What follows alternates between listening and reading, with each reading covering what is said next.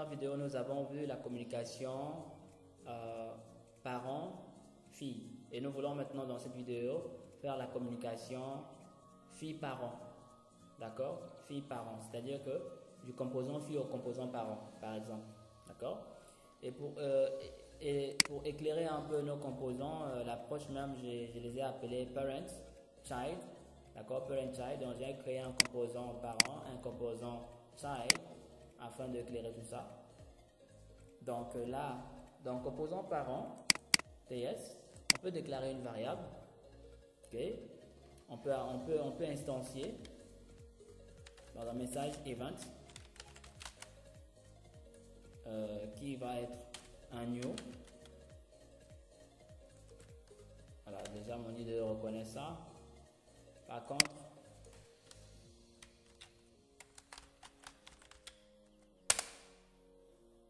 voilà.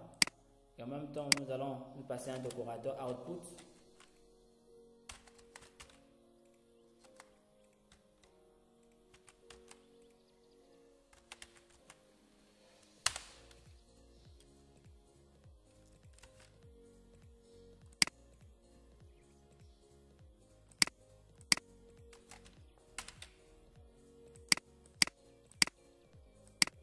Donc ça c'est un décorateur en fait. On met un message event emitter. On déclare une variable, un décorateur, d'accord. On instancie un new.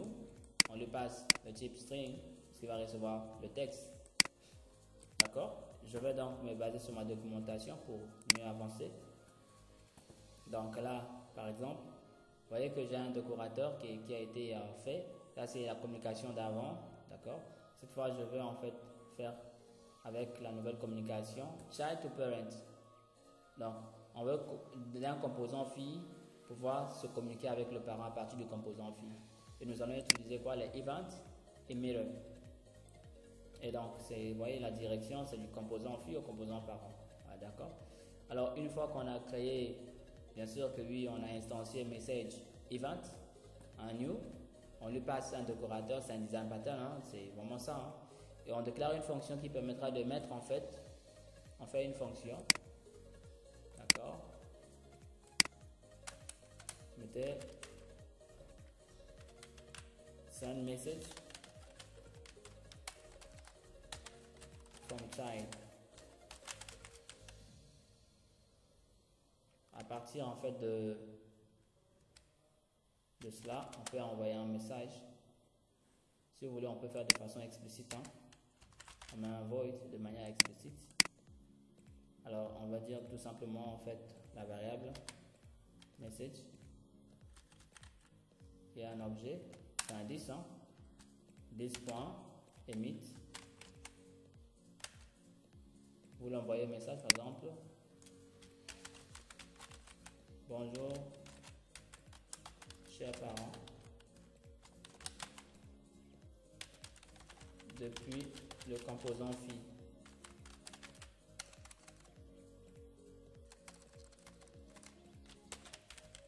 Hello papa. From child component.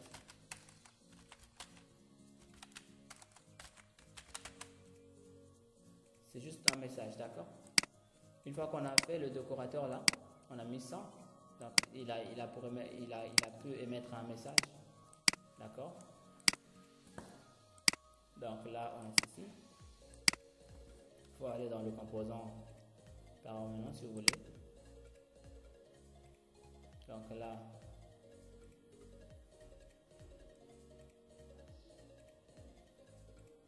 maintenant dans le HTML, on va donc devoir avec un event listener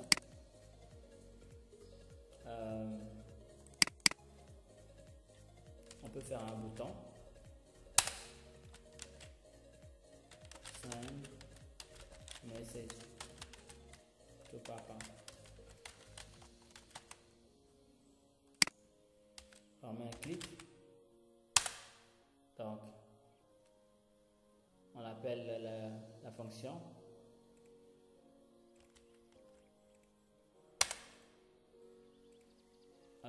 légèrement, il faut corriger.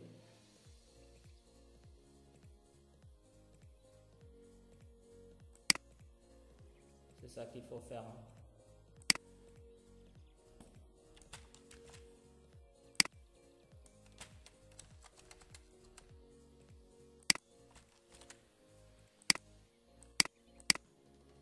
Donc c'est ça qu'on a mis. Le message est là, envoyé. Ça ne met tout pas. D'accord. Maintenant, le parent, qu'est-ce qu'il fera? Il va alimenter maintenant le child. Donc, le parent, ce qu'il va faire tout simplement, il va recevoir. Le parent ne va pas alimenter, hein, le parent va recevoir le. Donc, on vient tout simplement ici. Alors, on va le faire simplement. On va déclarer une méthode, en fait, receive message, d'accord? Et la méthode en question, son rôle sera de faire quoi? Son rôle sera, il va recevoir un message et faire la correspondance maintenant avec, d'accord? Tout simplement. Il reçoit un message et fait la correspondance. Comment ça se fait? Vous allez voir ce que je suis en train de parler. Donc, je vais dans Parent.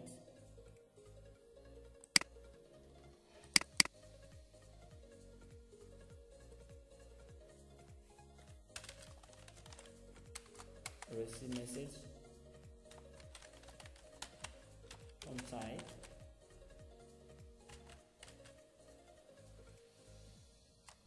C'est une méthode. Hein.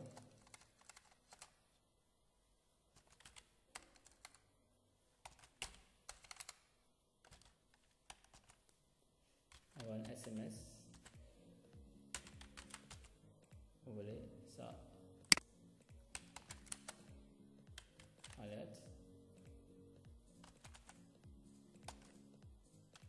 SMS.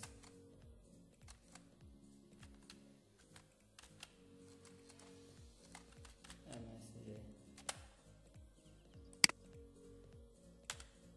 Donc, il va faire en fait, lui, c'est une fonction, c'est une méthode qui reçoit en fait un message. Le message clairement vient de quoi? Ça reçoit un message qui vient de parents, de filles plutôt. D'accord, le message ce sera un message qui vient de filles. Mais comment savoir en fait? Là, c'est une méthode. Hein. Après, comme on n'a pas initialisé ici, il faut faire un define en fait. On define. Pour dire que le message, la valeur sera, on lui fera passer la valeur plus tard, tout simplement. Maintenant, lorsqu'on va au niveau du HTML du template de parents, donc dans parent, qu'est-ce que je fais ici? Je vais d'abord avoir le décorateur de child. Si vous voulez, on fait ça comme ça. À l'intérieur duquel je vais avoir à passer la valeur event message, d'accord, et vous faites passer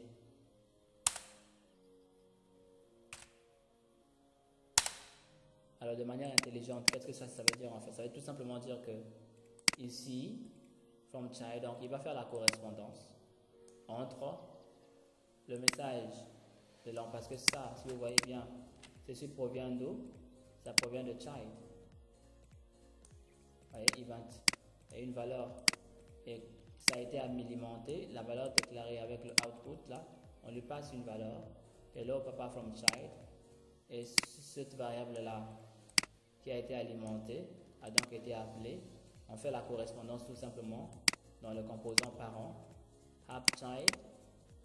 Quand on rentre dans le composant parent ici, app child, receive message from, voyez, c'est bon là, nous sommes dans le parent là.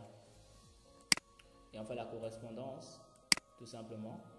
Et puis ça veut dire qu'en fait, tout message, puisque c'est le parent qui va parce qu'au niveau, il y aura un clic. N'oubliez pas qu'on a dit on click. D'accord, on click, c'est-à-dire on click, le message sera envoyé. On click, send message from child, c'est une méthode. N'oubliez pas, c'est une méthode. D'accord, qui à chaque fois, c'est lui qui va déclencher. Donc, chaque fois qu'on clique sur ça, ça reçoit une méthode. Donc, lui, l'événement sera au niveau de parent. Il y aura une correspondance entre l'événement. D'accord? Donc, l'événement, le message qui est dans le message event là, va s'associer avec receive message. Donc, c'est une variable qui va, donc une variable intelligente qui va bien sûr être en correspondance avec ces deux là. Alors, quand on le fait, on vient directement au niveau de app component, on affiche tout simplement. Et quand vous venez là, on va démarrer tout simplement.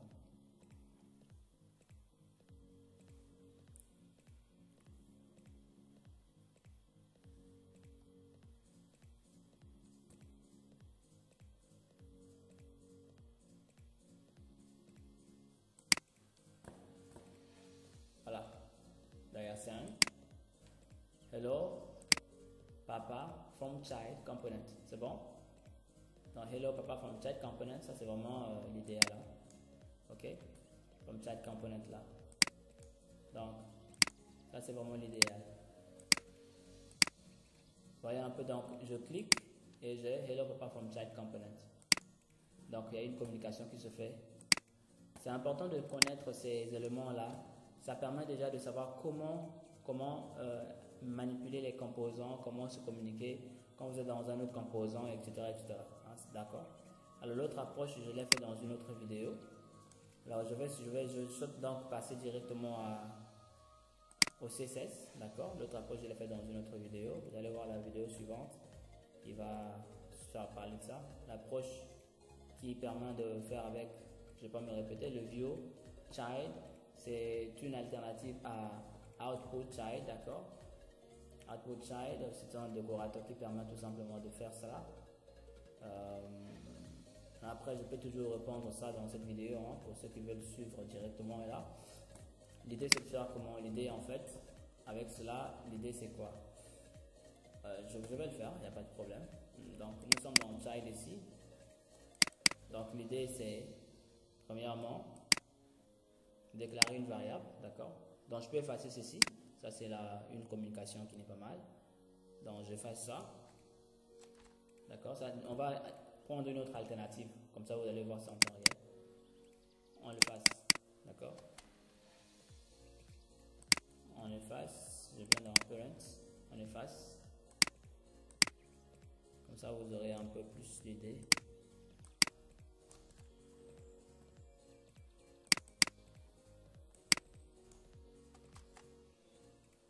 Donc, cela étant, je tiens juste à préciser ici que quand vous voyez les indications là, ça signifie que c'est un composant standalone, d'accord? Alors, je suis dans child, je vais déclarer une variable. Message from your child. Une variable que j'initialise. D'accord? Par exemple là.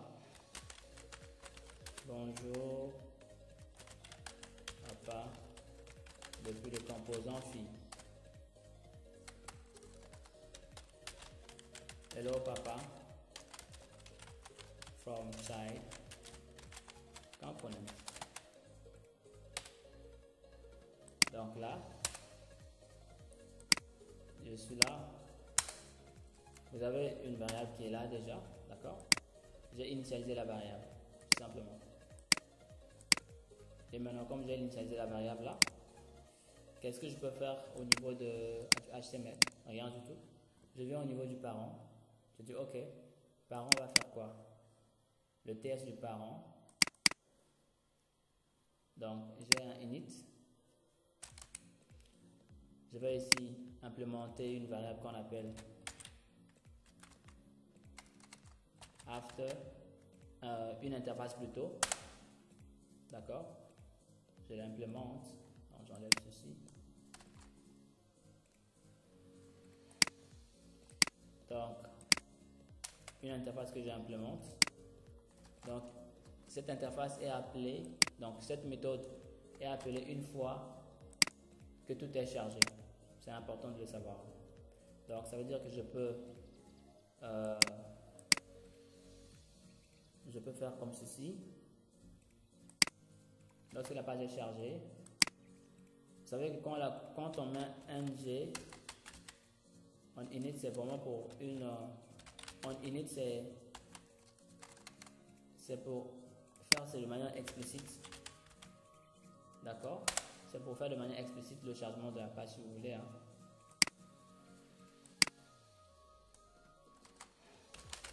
Si vous voulez, on peut faire comme ceci. Donc voilà au chargement de la page. Page loaded. Au chargement du composant. Component loaded, par exemple. Ça, c'est de manière explicite. Mais si on ne le fait pas, derrière, en fait, il fait ce ng init là. Il charge, en fait. Donc, on va l'enlever directement. Ce que je veux faire, en fait, ici, c'est de déclarer une variable, en fait. Une variable qui va s'appeler, par exemple, my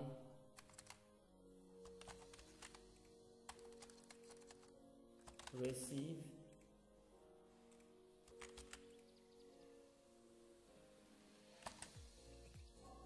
une variable qui s'appelle comme ça.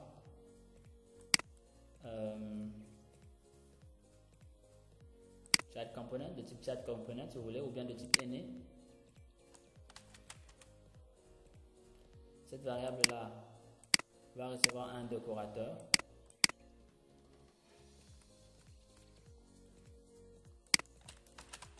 From child. Donc je vais mettre arrobas view child et ce décorateur sera habilité par le composant fille, tout simplement. Voilà ce décorateur là. Arrobas child component received data from child. Donc vous avez ici at any. C'est bon? Vous avez at any là. Et donc là, ce qui va se passer, c'est que tout simplement, je peux encore déclarer. En fait, ce que ça veut dire tout simplement que j'habilite cette variable, d'accord, à être capable. J'habilite cela à quoi? J'habilite cette variable avec viewChild qui est un décorateur, donc c'est un design pattern, hein, qui est alimenté par child component, voilà.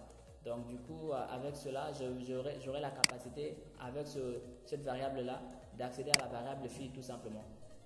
En fait, un peu le genre de, si vous voulez, le genre de, il faut que je déclare une variable par exemple, message from your child, d'accord, que je vais initialiser par exemple.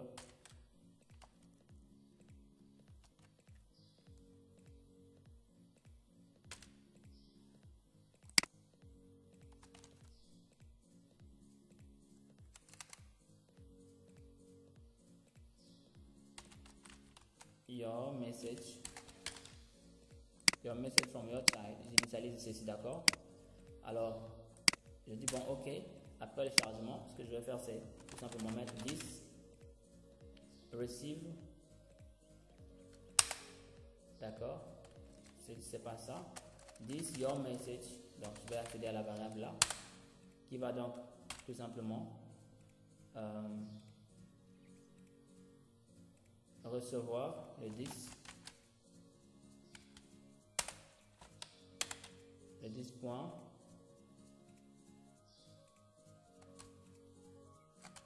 ça va recevoir receive point automatiquement data from your.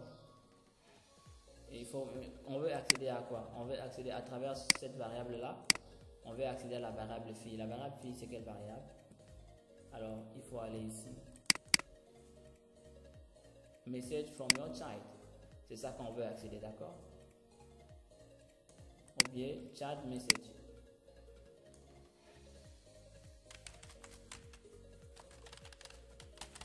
D'accord? Donc on vient ici, point, child message. Voyez un peu l'idée, c'est ça. Donc, une fois qu'on a ça, c'est parce qu'on veut implémenter, c'est pas grave, on peut faire comme ça, ou bien on laisse, on peut enlever ça, d'accord? Si on ne le met pas, ce sera explicite, de façon implicite, voilà. Donc, ça veut dire que une fois que la page est chargée, avec bien sûr que derrière vous comprenez qu'il y a des méthodes, il faut implémenter probablement, ça dépend pour personnaliser, sinon on laisse comme ça, on init. Une fois que le composant est chargé avec on init, ce qui va se passer, c'est qu'il y a le ng after view init, d'accord, qui sera appelé une fois que le composant est chargé. Après, on peut accéder. Et maintenant, qu'est-ce qu'on va afficher? On va afficher cette variable là, en fait, tout simplement. D'accord? Et pour afficher, on va dans HTML component. Et là, on vient, on dit hello. Hello. On met là. Qu'est-ce qu'on va afficher? On va afficher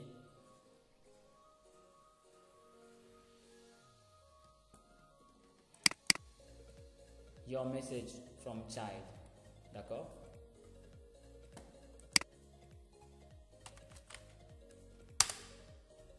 Et pour ce faire, il faut juste venir là. Donc, avec reload.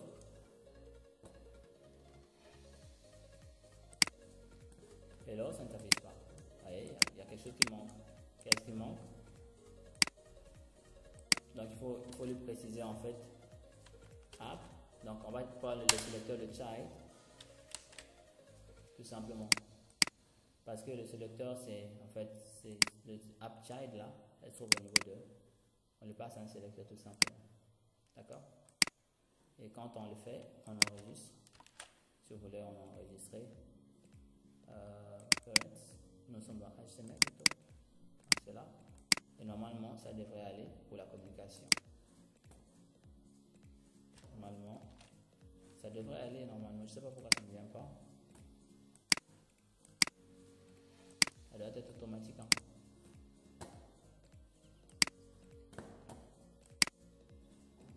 Hello papa from child. D'accord? Donc ça c'est le message du parent. Ça c'est déjà intéressant.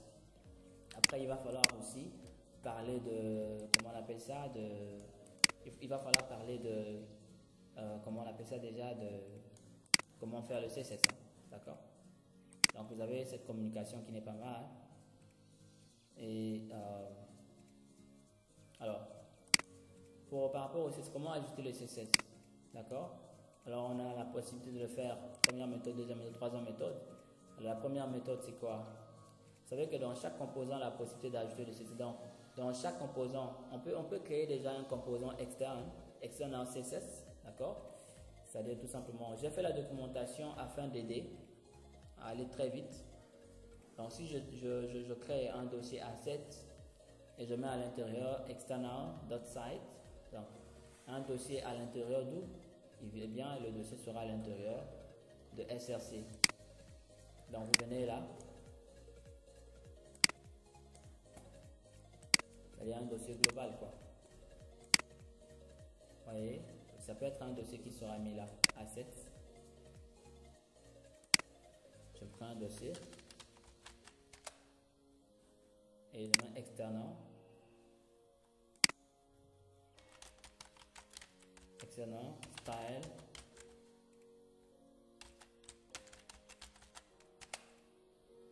D'accord? Juste pour avoir un CSS externe.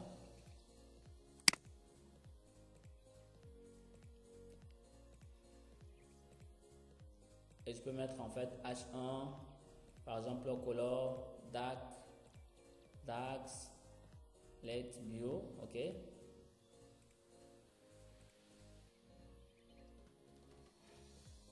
Par exemple, ça c'est pour les titres. Hein.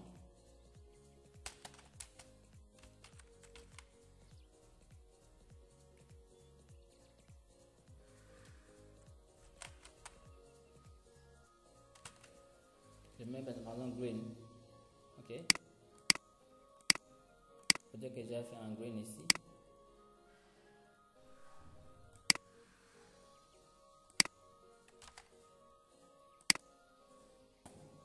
Donc là, j'ai un color green. Ok, tout simplement. Par exemple, ça c'est un CSS. J'ai créé un dossier asset. Ok, à l'extérieur de asset, si j'ai mis à l'extérieur carrément de S, donc à l'intérieur de SRC asset. Donc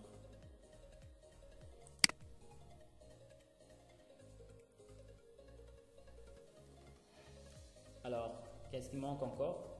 Une fois qu'on a asset, j'ai mis asset, non? J'ai mis un dossier externe, hein? Donc il y a externals-css, il y en a un dossier.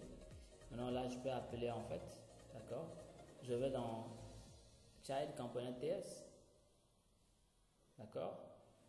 À l'intérieur duquel je peux facilement, quel est l'impact? C'est que il y a un CSS qui est là déjà. Vous voyez? Le style URL child.component.css là. Alors comment je peux faire, comment je peux gérer ces cas? Eh bien, j'appelle le composant externe. Vous voyez que c'est vraiment très facile. Hein? J'appelle le composant externe à l'intérieur de mon CSS externe. D'accord? C'est-à-dire que je viens là, je mets @import et j'importe le CSS externe à travers. Donc je peux définir un composant. Après, je fais juste l'import. @import. Vous voyez? Donc, j'ai un composant externe qui est là. Comment je peux faire? J'ai mon composant externe ici, avec sur le titre, d'accord? Et je viens maintenant au niveau du CSS, child, je fais un @import et normalement il va m'aider.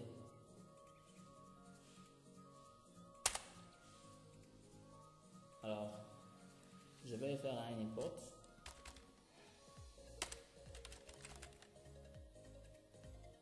Il me dit est-ce que c'est par rapport à, si je fais ceci, déjà là, app component CSS, donc moi je dis non, il faut encore faire un import. En dehors de ça, il y a encore un autre import à faire. External, je mets asset. Il dit ok, asset, je mets là, je mets external, je fais un import. Donc j'importe quoi? J'importe ce fichier là. Donc il dit je suis là, je sors aussi dans app, d'accord? Donc je sors deux fois, je sors. Une fois que je suis à l'intérieur de SRC, j'accède à assets et puis le fichier est là. Je charge juste le fichier. Et une fois que j'ai chargé, donc ça veut dire quoi? J'ai chargé. Voilà, vous voyez, c'est vraiment cette approche là que je parle. Hein. Et quand vous allez dans child, directement, qu'est-ce que vous aurez en fait? Vous avez child.component.css qui est déjà par défaut un donc à l'intérieur vous savez que vous avez le fichier. Maintenant, de là maintenant je peux facilement, si je dois gérer les composants, je peux facilement en fait pouvoir, si je dois, par exemple vous savez que ça a été appelé, d'accord, appchild. Maintenant vous allez tout simplement partir sur cette base là.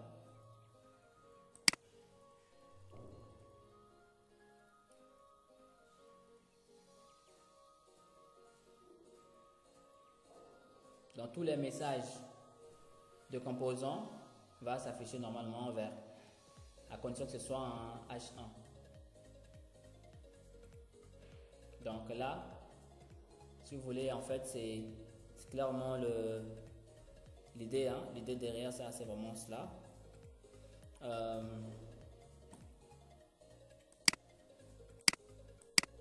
Hello papa from child. Donc, je vais afficher ceci.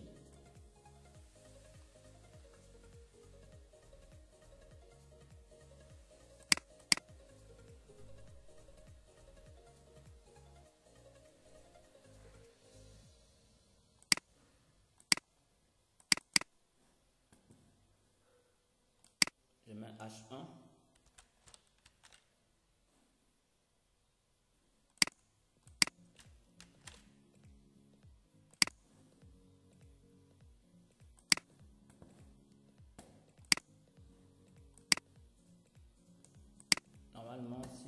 c'est ça.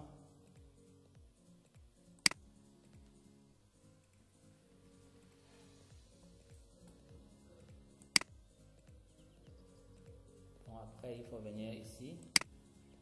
On va regarder un peu de plus près. Essayons de faire ça. D'accord?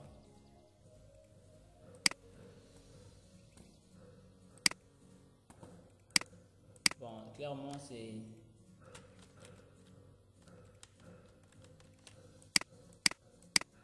Donc, l'idée, c'est ça. Hello world. Normalement, ça devrait aller, normalement.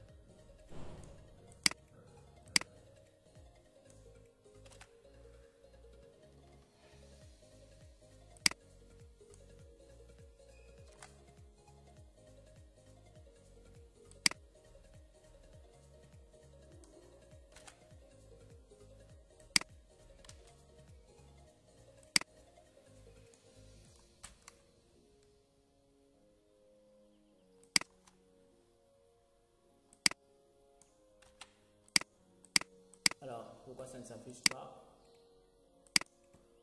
On va regarder ça de plus près.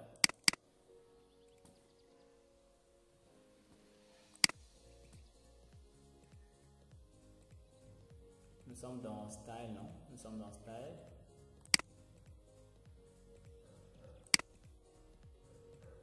Déjà, on va essayer de faire quelque chose de très spécial. Déjà, le body.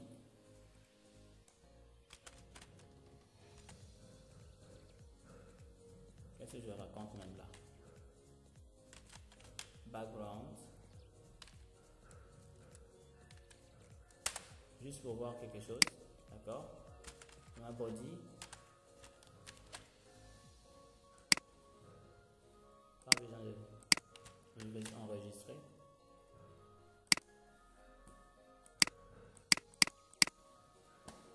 Alors, juste un instant. Donc si ça ne marche pas, c'est normal que ça ne marche pas. Vous voyez que même si j'ai importé, parce que normalement, vous savez, dans Angular JS, là, de JSON, vous avez la possibilité de pouvoir renseigner vos fichiers ici globalement. D'accord? Ceci fonctionne, ceci marche. C'est une approche globale qu'on a l'habitude de faire. Par contre, ça c'est une approche un peu qui... Vous voyez, j'ai importé et ça ne va pas marcher puisque déjà le fichier il est là. Background, par exemple, la green, vous pouvez... vous voyez, ça ne marche pas. Pourquoi ça ne marche pas? Et ça ne marche pas. Rien du tout. Parce qu'au fait, bien que j'ai renseigné dans Parent là, ça marche pas. En fait, ça marche pas. Alors, vous venez dans Style, dans Child, puisque il faut en fait parler de l'encapsulation, il faut essayer d'enlever l'encapsulation, d'accord? Vous faites cette copie, mettez ceci, vous enlevez l'encapsulation de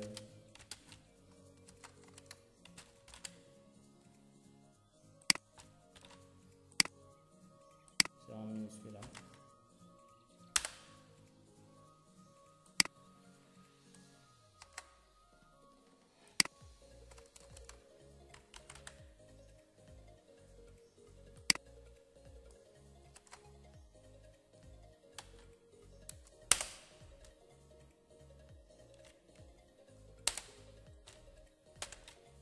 Non. Et là, c'est tout simplement pour dire que on a enlevé l'encapsulation, donc ça devient comme un fichier. Parce qu'en fait, Angular, même si on ne met pas ça, il a un système d'encapsulation, d'accord? Je vous prie d'aller vérifier de regarder, lisez ça dans la documentation. Moi, je l'ai déjà lu. Donc, tant que vous ne mettez pas ceci, il va gérer l'encapsulation, ce qui fait que vous n'aurez pas la possibilité de modifier de façon traditionnelle. Donc, je vais faire en fait une modification comme une modification simple, quoi. Donc là, vous prenez, vous mettez ceci, encapsulation.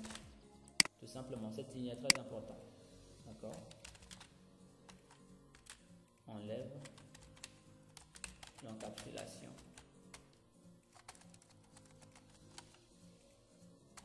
Remove encapsulation. Pour vous donner un peu l'image. Ce qui fait que désormais, quand je viens sur ma page, vous voyez que c'est bon. D'accord? Donc, dorénavant, je peux facilement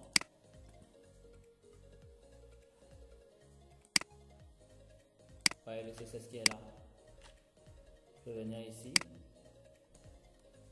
H1.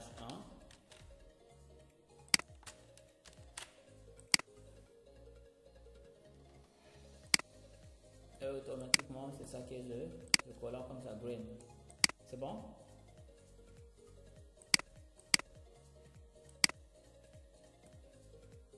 Normalement, c'est le hello from parent qui est coloré pour ne pas que comme ça, vous allez voir l'impact. Vous allez dans HTML. En réalité, si vous voulez, vous faites comme ceci.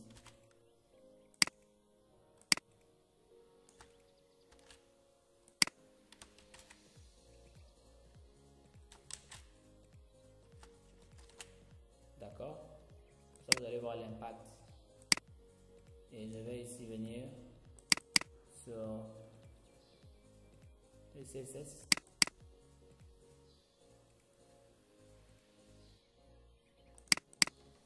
C'était bien de faire ça, hein?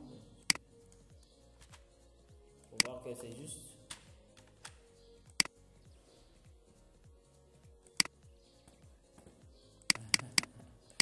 C'est pas grave. C'est bon, hein? Ok. Donc en réalité, ce qui va s'afficher là, il reconnaît. Ce qu'il fait, c'est que, quand vous voyez ici, c'est qu'il considère que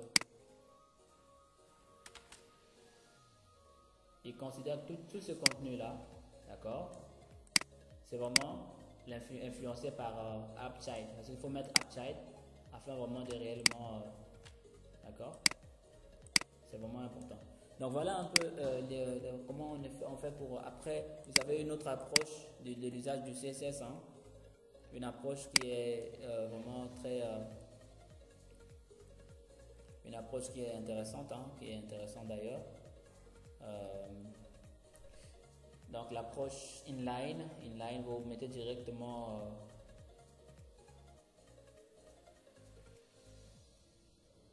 vous mettez inline in the templates. Et puis, vous avez toutes ces méthodes, d'accord? Ou bien vous faites une approche globale, tout simplement. Après, la dernière partie ici, c'est que je souhaite en fait vous parler du binding, hein, du binding communication. En fait, binding, data binding, en fait, pour la communication multidirectionnelle. Vous avez, on a vu la communication composant parent, composant l'autre là. Maintenant, il y a aussi la communication multidirectionnelle, hein. Donc là, par exemple, vous avez en fait une interpolation. Vous avez un composant ici, classe du composant, type TypeScript, composant logique métier. Vous mettez un data string là, d'accord? Alors, je suis sur la page HTML. Donc, partie du HTML, vous mettez un data string, c'est normal. Maintenant, pour ça, c'est quand je vais afficher le data qui est là, dans la classe, je vais l'afficher directement là. Quand on est ici, je vais communiquer aussi, d'accord, de la vue de l'interface utilisateur au composant. Donc, il va falloir vous utiliser input ngModel, d'accord, égal à quoi? ngModel égal à data, tout simplement. Ça, c'est pour en fait faciliter la communication. Maintenant, comment ça se passe? Output data, si nous partons de data binding output data, c'est-à-dire pour mettre ça à l'extérieur, Donc on va utiliser en fait string interpolation. Et puis vous mettez property binding, vous mettez property égale, donc la propriété, d'accord, égale à data, tout simplement. Donc la propriété sera égale à data ici là.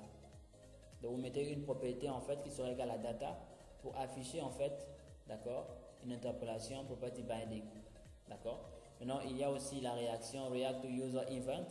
Donc vous allez faire event do sum.